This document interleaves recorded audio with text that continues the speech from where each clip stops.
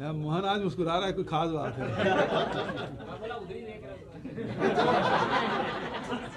देखिए ऐसा है, बेटी है, बहन है, उसका ज्यादा ध्यान रखता है ना।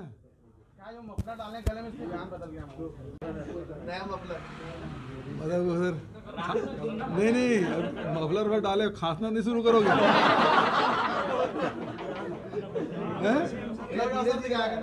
अभी मफलर आया फिर खांसी है तो हाँ खांसी है। बिलेगढ़ विधानसभा जाना है, उसके बाद फिर एक दिन के बाद कसडोल विधानसभा है। तो लगातार भेंट मुलाकात कार्यक्रम चल रहा है। 50 से अधिक विधानसभा हो गए हैं। ये शहीद वीर नारायण जी के म्यूजियम भी बन रहा है। 800 करोड़ रुपये रिलीज कर दिए हैं। अब लगातार पैसे रिलीज हो रहा है, फिर हल्ला किस बात की कर रहे हैं? केंद्र से सहयोग तो मिलता नहीं, हम रिलीज कर रहे हैं, उसके बाद हल्ला कर रहे हैं। 2024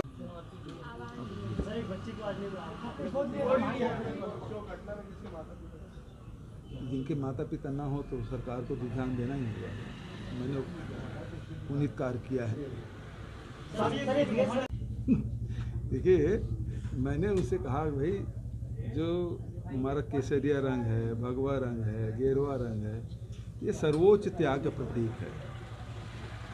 कोई सन्यासी है, ऋषि मुनि है, और जब वो सब त्याग देता है और समाज के लिए पूरा जीवन समर्पित होता है, तो जो त्याग का सर्वोच्च परिचायक वही, इसीलिए उसको गेरुआ रंग है, केसरिया रंग है, भगवा रंग है, धारण करते हैं। मैंने पूछा था कि ये बजरंगी हैं, वो कौन सा त्याग किए हैं जो भगवा धारण किए हैं, है ना? तो उसका जवाब तो दिए नहीं।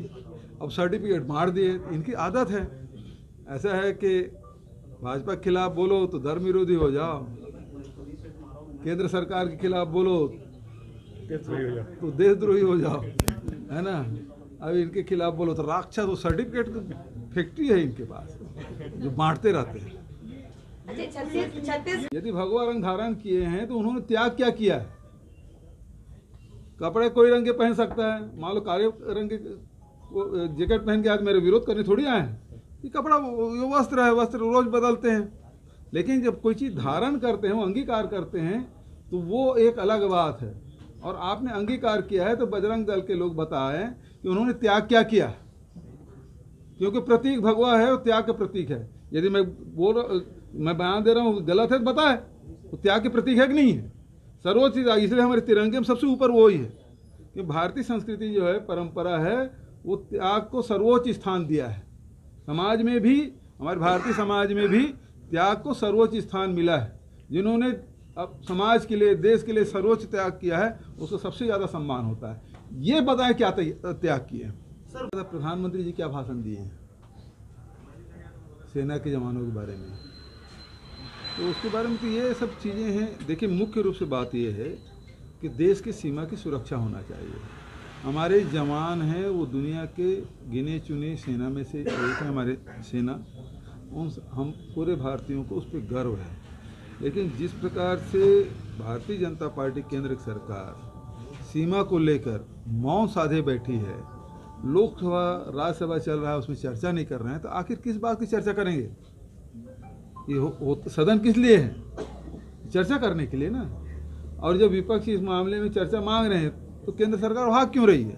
चर्चा करना चाहिए, तो ये करते नहीं और दाएं बाएं बात करते रहते हैं। सेना की क्षमता पे किसको शंका भाई?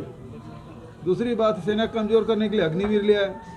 4 साल में प्रशिक्षण करेंगे कि वो सीमा में तैनात होंगे, और उसके बाद 21 साल के 17 साल में भर्ती हो गए, 21 साल में रिटायर हो जाएगा, और शादी कार्ड में छपेगा रिटायर्ड अग्निवीर। तो सेना के जवान के साथ सेना कमजोर करने का काम तो भारतीय जनता पार्टी केंद्र सरकार कर रही है। सर बाबा उन्होंने कहा फैसला लूंगा भविष्य के बारे में, चुनाव लड़ने के बारे में। आप जबरदस्ती घुमा रहे हैं। तो कार्यकर्ताओं से सभी, ये मेरे बगल में खड़े हैं, वो ये सबसे सीनियर हैं मंत्री मध्य प्रदेश में भी और छत्तीसगढ़ में। जब चुनाव लड़ना होता है तो कार्यकर्ताओं से पहले पूछते हैं। तो उन्होंने, बाबा साहब ने गलत क्या कहा? मैं भी चुनाव लड़ूंगा तो पहले जाऊंगा कार्यकर्ताओं से पूछूंगा लड़ना है कि नहीं लड़ना, भी सहयोग दोगे नहीं दोगे। ये तो बहुत स्वाभाविक बात है। अब तुम लोग उसको जबरदस्ती घुमा रहे हो। लेकिन इसको लेकर नारायण चंदेल जी कहा कि अकेला चलो की नीति चल रही है आपके लिए, इसलिए वो इस्तीफा भी दे दिया पंचायत विभाग से। अच्छा, नारायण चंदेल जी को बयान देने का मौका मिल गया क्या? चलो अच्छा है। आरक्षण का जो मसला था वो आदिवासी हित को लेकर के आप लोगों ने लगातार उम्मीद कर रही है? बिल्कुल, राज्यपाल जी गई हैं तो कहना चाहिए कि अनुसूची 9 में भी उसको शामिल करे। वो आगे यहाँ दस्तखत करके राज्यपाल राष्ट्रपति के पास भेजे अनुसूची 9 में के लिए, उसके लिए भी तैयार करके आए छत्तीसगढ़ के हित में, क्योंकि हमारे संवैधानिक प्रमुख है तो उसकी जिम्मेदारी अधिक है। और छत्तीसगढ़ के अनुसूचित जाति, जनजाति, पिछड़े वर्ग, EWS के हितों को ध्यान में रखते हुए उसे कन्विंस करके आएंगी, ऐसा मैं मानता हूँ, उम्मीद करता हूँ। हमारे पास परिस्थितियाँ अनुकूल है, बहुत सारे गुरु घासीदास टाइगर रिजर्व कहें, अचानक मार कहें, बारनवा पारा कहें, तो बहुत सारे से बस्तर में हमारे कांगेर वैली है, ये ऐसे हैं जहाँ इनके लिए अनुकूल वातावरण है। लेकिन हमारे पास टाइगर पहले 46 थे, वो घट गए। तो जिन राज्यों में अधिक है वहाँ से हम लोग मांग करेंगे, चाहे वो मध्य प्रदेश हो, चाहे महाराष्ट्र में भी अभी जगह छोटी है, बाघ ज़्यादा हो गए हैं, वो कभी कभी छत्तीसगढ़ को भी भ्रमण को आ जाते हैं। तो यदि उनसे मिल जाए तो निश्चित रूप से हमारे लिए बहुत अच्छा होगा।